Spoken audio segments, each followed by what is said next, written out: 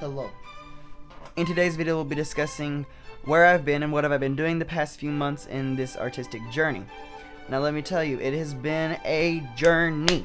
Let's do that again. Journey. From being super just busy in art to being non-motivated at all in art and just not wanting to do anything. And then from then, just being just like art motivated again. So here we are again after this long deep depression. You could basically say I've been taking a break as long as Mikey's been gone from Glam and Gore. We're waiting on you, Mikey.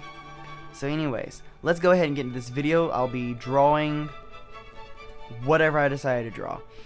Don't know what it is yet, but you know from the title and from the thumbnail. So anyways, let's get into this video, and I'm gonna go this way. Hello guys, and welcome to the overvoice, or the voice over. What am I saying? Okay, in today's video I thought I would be discussing where I've been, what I've been doing, and really just the really just the artistic, depressing journey I've been on through this whole entire this week, or this year, this summer. Yeah, this summer. Really, it's been going on for about a year now, and it was a long time for me to take an actual really break from art and not worry about anything that I was doing. Okay, so anyways, to start off, let's start off at the very beginning. In March, this is when it all started. So think of this, I was about to enter into a humongous competition that I was very excited for. I've been planning on this since before Christmas. Like, this was planned on very early. And I had decided that I was going to be painting a Lord of the Rings painting, yet I had not decided fully of how I was going to do it. So I had gone in and I planned everything, and I had gotten really excited for this painting.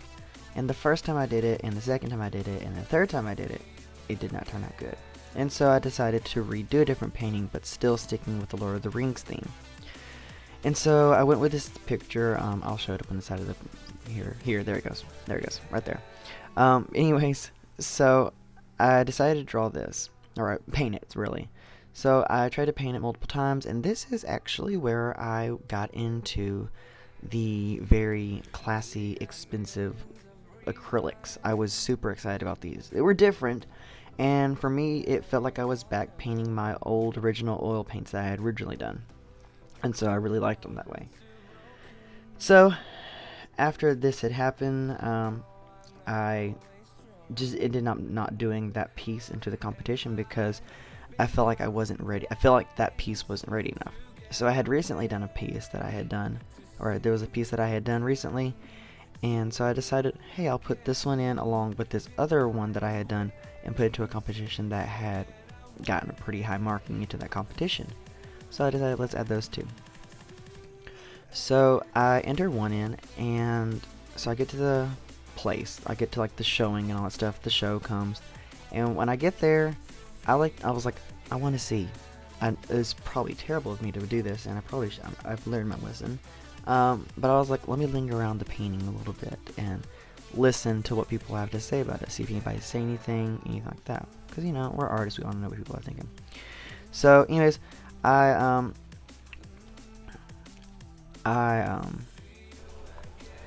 I had created this piece, I was like, oh my goodness, I think I'm happy from what I've done. I think I'm excited for the pieces that I'm about to create and all that stuff. And so I've been doing more art in this style, and I think this is a style I'm going to stick with. So anyways, so I personally have experienced the artistic depression. That's what I call it, the artistic depression. There's probably a better name for it, but it's more like an artist block, but it's like you have the ideas, you just don't want to create. So I call it an artistic depression. So I'm going to give you all a few tips, what I learned and from my experiences, and that you can apply to yours if you ever end up going through an artistic depression. And I pray that you never will, but most likely you will, because I believe it's an important piece in every artist's journey. So, number one, you need to breathe. You need to breathe, realize what's happening won't probably be forever, and if it is, that's okay. There's a better plan for you. Me as a Christian, I believe that there is a God, and so therefore I believe that God's plan is bigger than mine, and so I believe that I just need to trust Him, and if there's a reason why I've lost interest in art, then there's a reason for it. And if there should be a reason for me to be more interested in art again, then I'll be interested eventually. But for now, I just need to breathe and wait to see what needs to happen. And so, even from a non-Christian standpoint, from which I see things, it's important for you to step back, look at your life, and realize what's going on. What in your life or what recently has caused this? Are you going through a traumatic experience in life? Have you been really depressed? Or is there anything going on that really is causing you not to want to create art? Because normally when a creative person or an artistic person stops creating, there's a major problem. Something has happened. You might not realize it, but there is something that has happened somewhere. And you need to identify that and see if you can fix it. For me, it was the just being overwhelmed and overpressured from all the work and schoolwork and art mixed together and everything else that had been going on at that time. So, number 2 is still draw. I know you're probably not going to want to, but the best thing to do is literally just scribble. If you want to, if that's all you feel like doing, scribble. Scribble on anything you want to do. I would do that occasionally. I would just sit down and just doodle or scribble anything I really wanted to.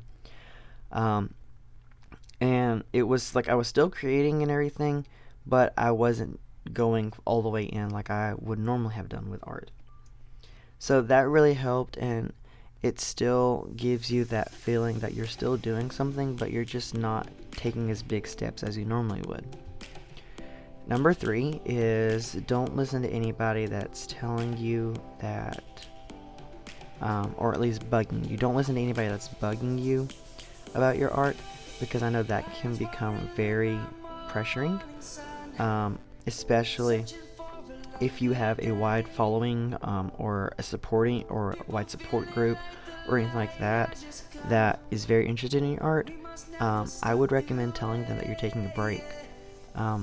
Prime example right now, she'll probably be back by the time I upload this video, but Mikey from Glam and Gore, she's taking a 3-month vacation or a break from YouTube so she can, for personal reasons.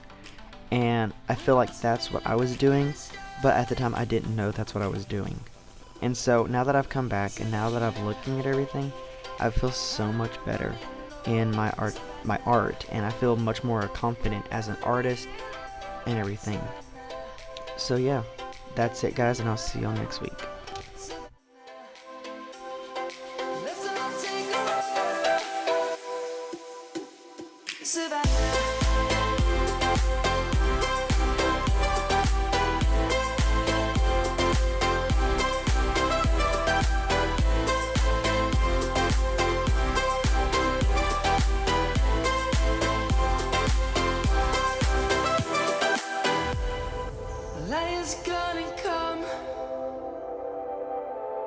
The birds have just begun. We will always take a stand for the people, for the land. Let's go back to when we were young. For the animals we stand. Let's go back to when trees were swung. Kids across the land. Savannah. How come you know Savannah will never be alone? Savannah, the beauty of the world. Savannah, let's not take a walk.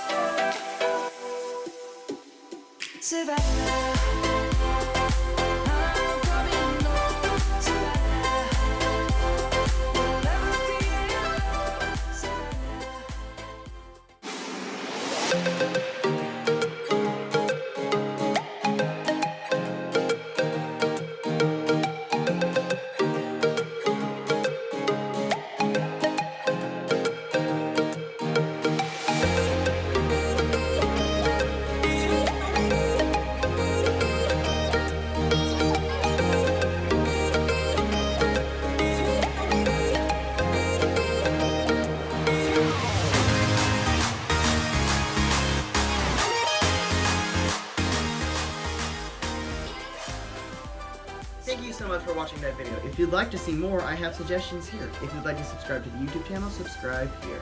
There will be links down to my Facebook page down below, where you can see more behind the scenes and artworks that I do that are not video. Thank you so much for watching, and I'll see y'all next time. Bye-bye, guys.